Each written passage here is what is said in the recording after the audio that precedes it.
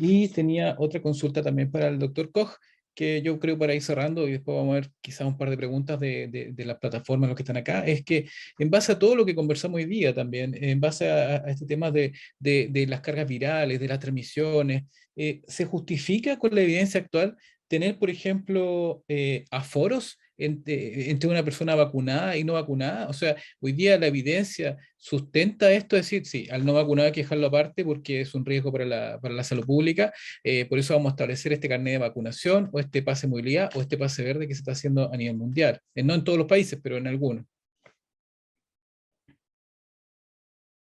Bueno, activé el micrófono, sí, ¿verdad? Se escucha, ya. Sí. Ah, qué bueno. Bueno, bueno, qué extraordinaria esta última parte de la doctora Acevedo, en realidad la disfruté mucho con sus esquemas, digamos, que son muy claros, muy didácticos. Solo quizás para rematar, porque lo que ella dijo es muy, muy importante. El problema de usar vacunas con fugas masivamente es el riesgo al que sometemos a una población que no la requiere. Por eso en este tipo de vacunas, con la plataforma de virus inactivado, que era la que se estaba usando, y estas otras vacunas de quimeras génicas, porque son quimeras de la spike protein, no es la spike protein del virus natural, es una quimera generada por nuestro propio organismo y expresada en las membranas celulares de nuestras células. ¿Mm? Y no son, ¿no es cierto?, las vacunas que conocemos, que son las vacunas con patógenos, ¿no es cierto?, vivos o patógenos activos, pero débiles. Y en ese sentido, eh, para quizás decirle que esto lo sabemos de hace años.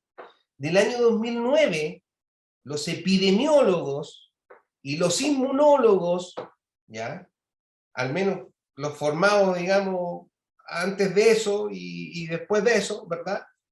Sabemos que existe, ¿no es cierto?, esto lo sabemos del 2009, les decía, y esto se probó experimentalmente. La evidencia es robusta, la evidencia biológica de que usar boosters, ¿ya?, de un mismo antígeno produce autoinmunidad está bien probado experimentalmente en modelos de mamíferos.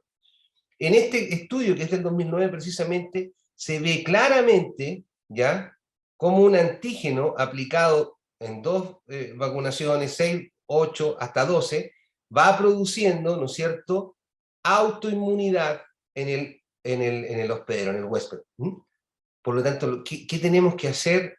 Tenemos que volver al enfoque de riesgo, controlar la epidemia, volver a lo que ha hecho la epidemiología y hemos aprendido a lo largo de siglos de enfrentar epidemias.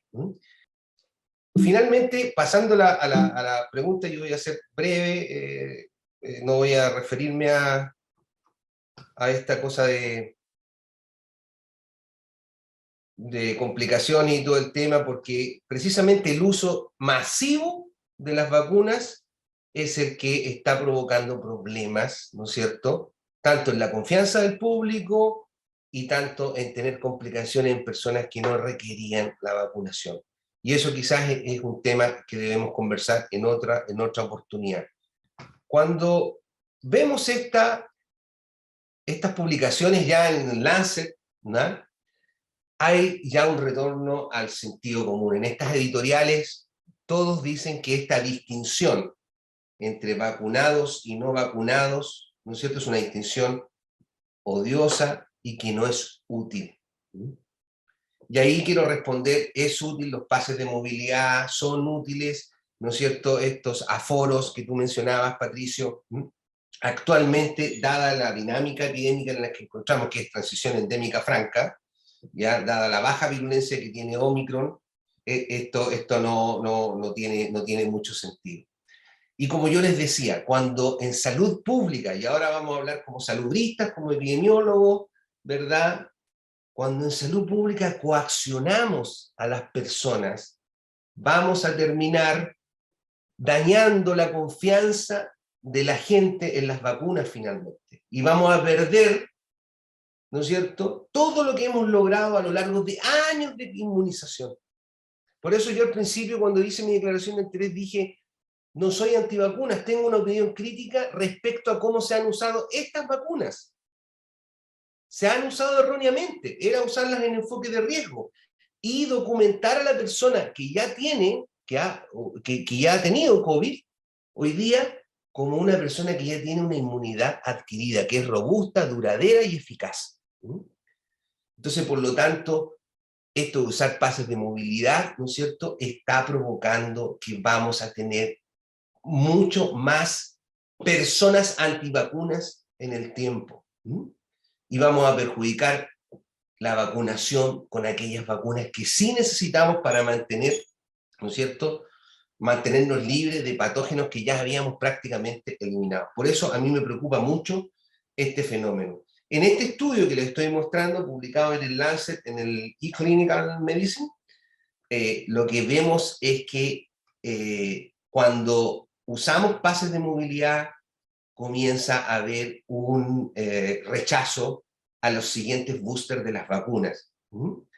Y especialmente las personas con mayor educación, con títulos universitarios, se ve más en el sexo masculino, etc. Es decir, es hora de retirar este tipo de coerción, de coacción, y volvamos al sentido común, volvamos a educar a la gente, volvamos a proteger a nuestros ancianos, a nuestras personas, ¿no es cierto?, que sí requieren un manejo probablemente clínico, porque estas vacunas, y voy a referirme a la de Sinovac porque es una plataforma que ya la conocemos de influenza, es exactamente la misma.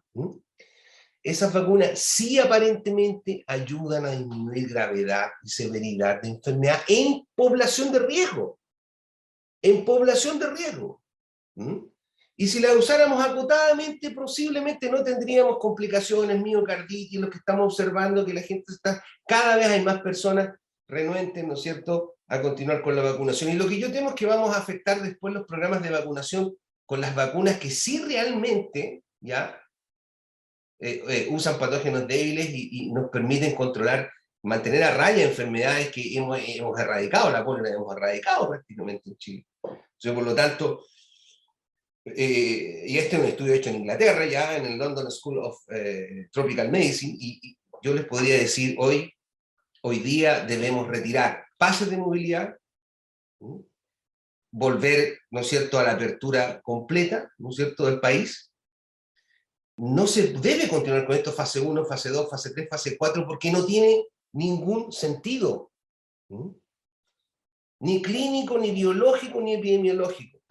Desde el punto de vista de salud pública es un sinsentido. El pase de movilidad no tiene ninguna efectividad en controlar la epidemia. Solo coacciona a las personas a vacunarse para obtener ese pase de movilidad. Y estamos vacunando personas que ya han tenido la enfermedad. Como bien decía, yo tengo muchos casos de amigos, colegas, que habiendo tenido la enfermedad se han puesto hasta 3 dosis ya, y cada dosis están presentando un potencial riesgo de un efecto adverso, porque las vacunas tienen efectos adversos.